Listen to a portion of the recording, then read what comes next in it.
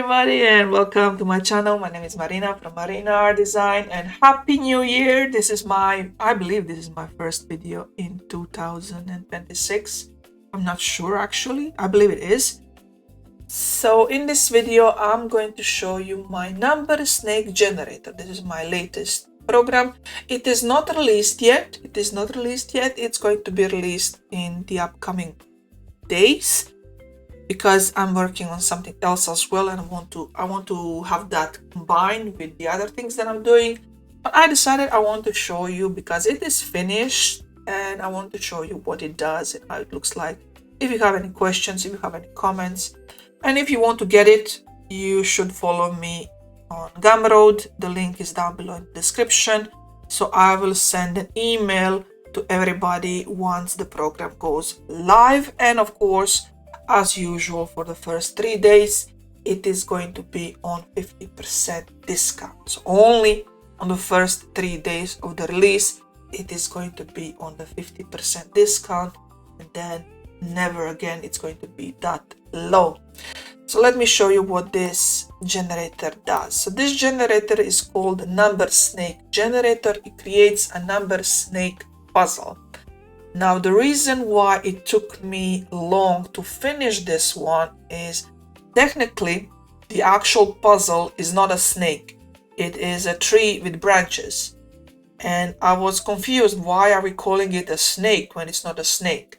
And for that reason, I added that feature. So you have two options. You can create a classical number snake puzzle, which is not an actual snake, or you can create an actual snake, so that is a single continuous path of math equations. So let me show you how actual puzzle looks like. So this is how puzzle looks like. This is in easy mode. Let me see, can I zoom out so you can see clearly? So this is a puzzle generated using an easy mode. What is an easy mode? What is a medium mode? And what do you get with a difficult or hard mode?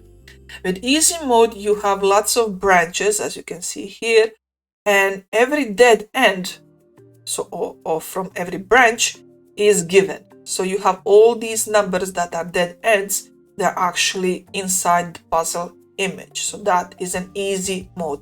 If you pick medium, then always the start number is going to be there. Of course, you must have the start number, and then only some of these numbers of dead ends are going to be given inside the puzzle.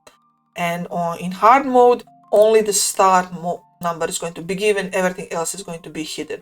So those are the three difficulties. And this is how puzzle looks like, and this is how solution image looks like.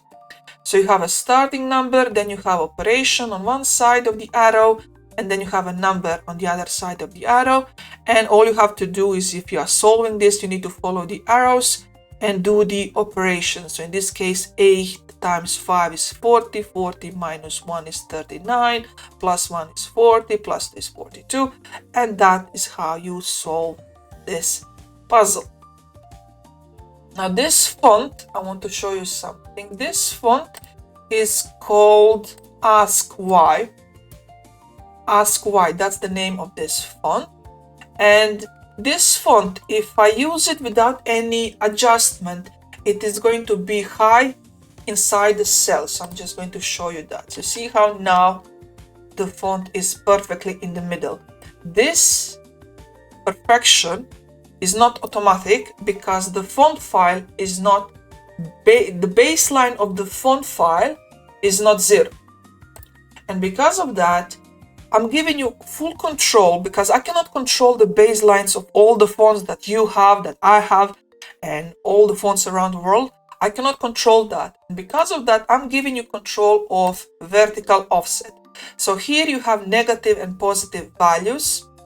If you want to move, if you see that the number inside this cell is higher, then you need to move it down. Then you change this to +1, +2, +3, and then you see, is it moving the number and is it putting it in the center of the cell? And once you find that number, you should note it down, especially if that's the font that you like to use all the time, then you note that down. And in this case, you see this is a Century School book. This one needs to be moved plus, so it needs to be moved down as well. But I have an image, I believe, of this one. You see?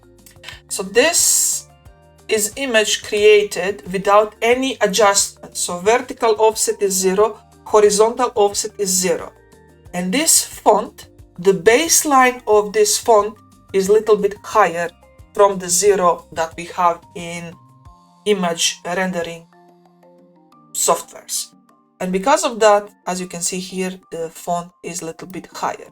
In order to fix this, all you have to do is change the vertical offset, move it a little bit up or down, and then you get this. You see now we fixed the centration using the same font. So my recommendation is always, when you are using puzzle generators, generate 1, 2, 3 images so you can find the perfect settings. And once you have the perfect settings, then you can create more puzzles. From the other settings that you have, obviously you have control over the rows and columns. So this, what you see in the background, is 10 by 7.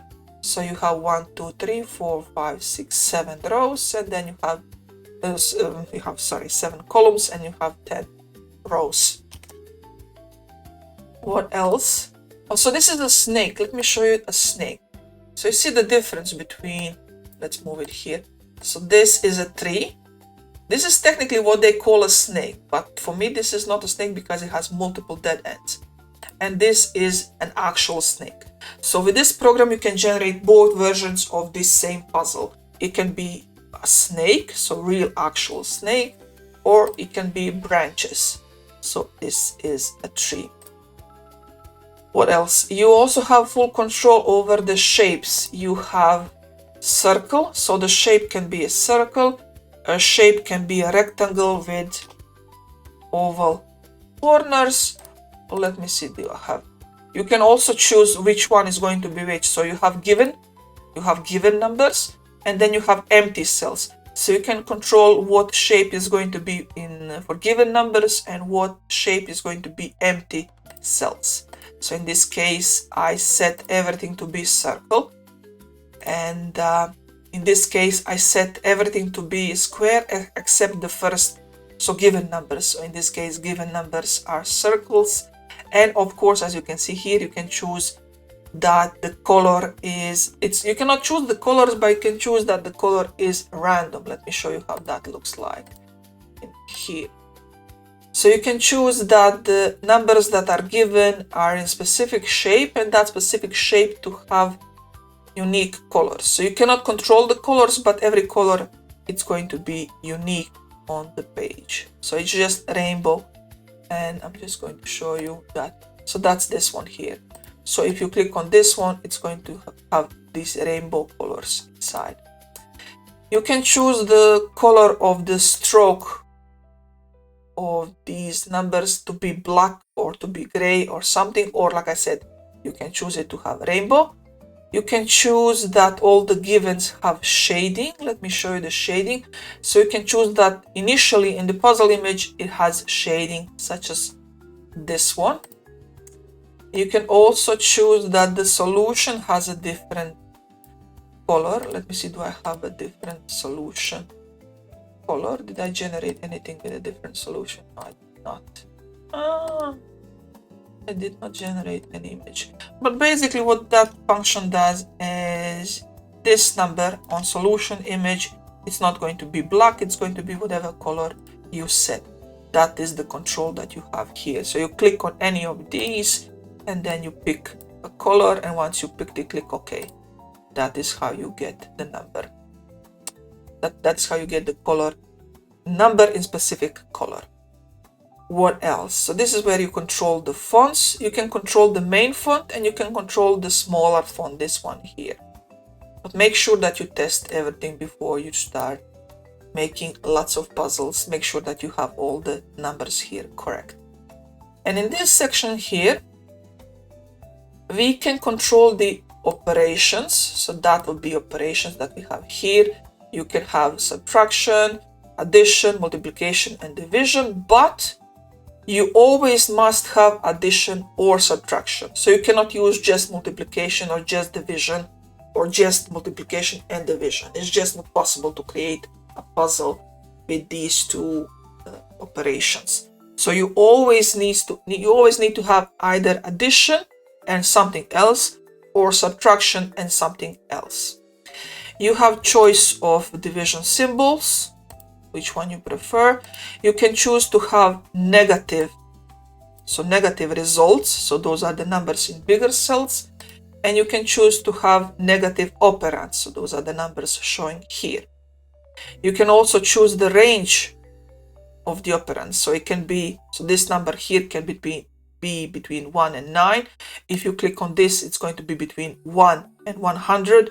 If you deselect this, it's going to be between 10 and 100. And you need to make sure that if you go to these bigger digits, you need to adjust the font automatically. You need to make font smaller.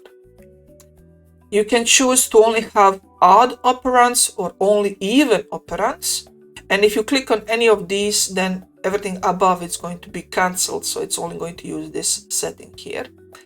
And also you can type, so maybe you want to make a puzzle that only has 2, 3, 4 as operands. I'm just making this up, but if you want to create like a specific type of puzzle, maybe I'm going to test my program here, and I'm going to actually try to do that. So I want to have only 2, 3 and 4.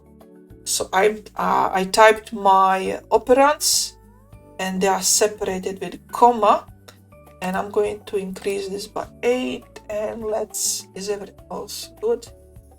Let's click on generate. Is it going to work? So this is why I said the program is not available yet as I'm recording this video. I still need to test all the combinations here. It's going to take me maybe one afternoon to test all the buttons.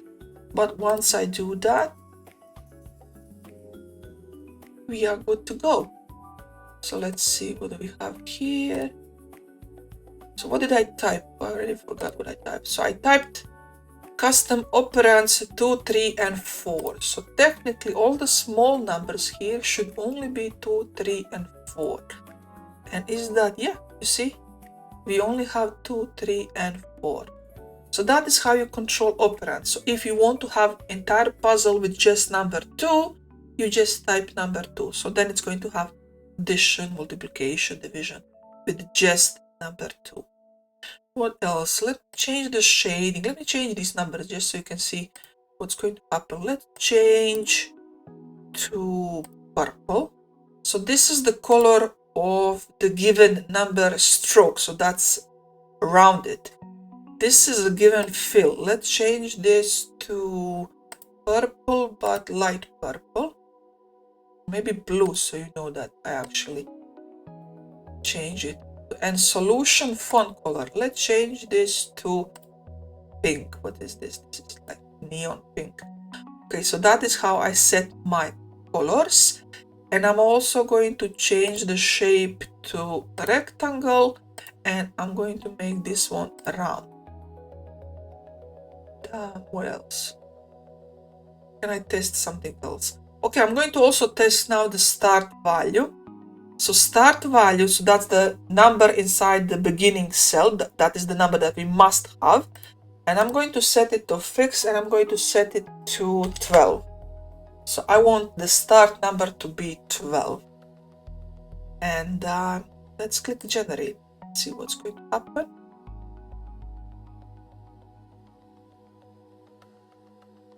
Okay.